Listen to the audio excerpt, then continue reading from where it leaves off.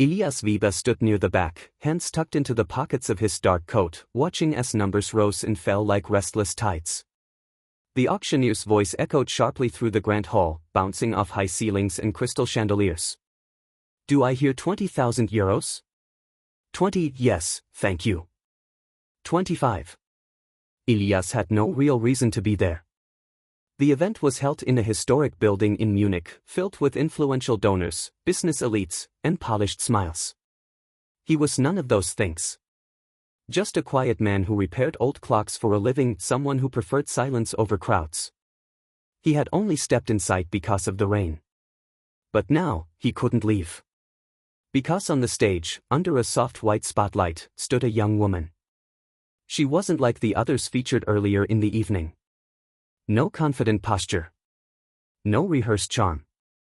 Just a simple dress, her fingers intertwined nervously, her gaze fixed on the floor. She looked displaced. As if she didn't belong in this carefully curated world. Lot number 19, the auctioneer announced smoothly. A special sponsorship opportunity supporting reintegration, housing, and education. The audience responded with polite interest. But Elias Frau nicht. Something about this felt wrong. The bidding began. 15,000. 20. 25. The numbers climbed with ease, spoken casually over glasses of wine and soft laughter. People barely looked at her. To them, it was another charitable Gesture, another number to race. But to Elias, it felt like something else. The girl shifted slightly, her shoulders tightening. And in that moment, he saw it. Fear. Not the loud kind. The quiet kind, the kind that hides behind stillness. Elias' chest tightened. He had seen that look before. Years ago. 30,000, someone called. 35.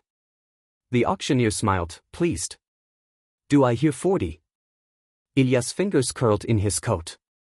This isn't your place. You don't belong here. Walk away. But his feet remained rooted. He thought of the past, of someone he couldn't protect, of a promise broken not by choice, but by circumstance. Regret had a way of staying. 40,000, the auctioneer pressed. Silence lingered. 40. The word came from Elias. Clear. Firm. Unexpected. The room turned. The auctioneer nodded approvingly.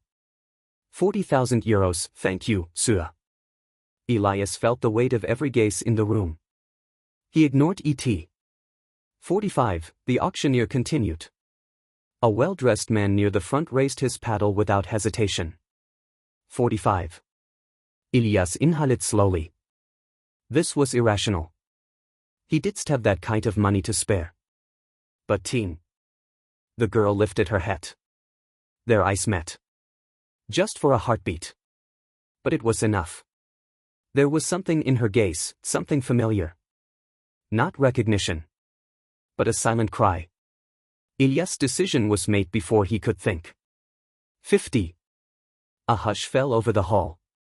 Even the auctioneer paused, then smiled broadly. 50,000. Do I hear 55? The front row bidder hesitated this time. He studied Elias, uncertain, then slowly lowered his paddle. Sollte, the auctioneer declared, striking the gavel. 50,000 euros. Applause echoed. But Elias barely heard it. Because something inside him had already shifted. The formalities passed in a blur. Documents were signed. Hands were shaken. Words of admiration were offered. You've done a wonderful thing, a coordinator told him in polished German. You've changed a life tonight. Elias nodded faintly. He hoped so. He truly did. They led him through a quiet corridor, away from the noise and grandeur, into a smaller, more intimate room. She was waiting there. Alone. Up close, she seemed even more fragile. Take your time, the coordinator said kindly before leaving. The door closed. Silence settled between them. Elias cleared his throat softly. I'm not sure how this works either. No response. She stood still, eyes lowered. That's okay, he added gently. You don't have to say anything. Pause. Then, almost inaudible. Warum? Elias blinked. Warum, why? She nodded slightly. Why did you do it? He searched for an answer. There were many. None of them simple. Because it didn't feel right to stand there and do nothing, he said quietly. She lifted her gaze just a little. For them, it was just numbers, he continued. But for you, it wasn't. A long silence followed. Then she asked, what happens now? Elias gave a small, reassuring smile. Now?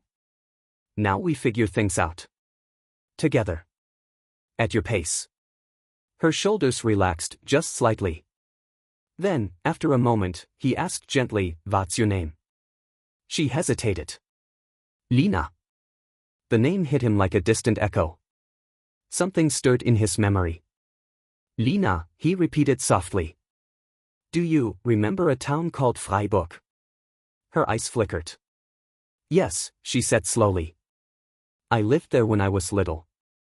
Elias felt his pulse quicken. And, do you remember a boy who used to fix old music boxes? Who lived next door? She froze. Her breath caught. Silence stretched. Then she looked up fully. Really looked at him. Recognition dawned slow, then all at once. Elias. His vision blurred slightly as he nodded. Yes. For a moment, time stood still. Then she stepped forward and embraced him tightly. Years of distance, confusion, and pain collapsed into that single moment. I thought everyone forgot me, she whispered, her voice breaking. Elias held her gently. Never, he said. I just didn't know where you were. I was moved, from place to place, she said softly. I stopped believing anyone would come back. I'm here now, he replied. And this time. He meant it in every possible way. That night changed both of their lives.